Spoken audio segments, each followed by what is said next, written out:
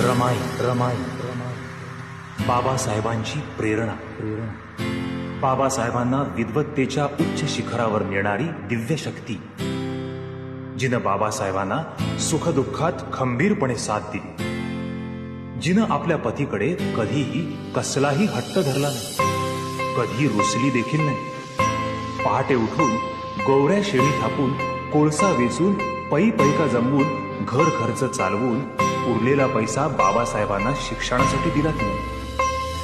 सोन्यासारखा धाडलेला हा संसार नांदण नांदण होत रमात नांदण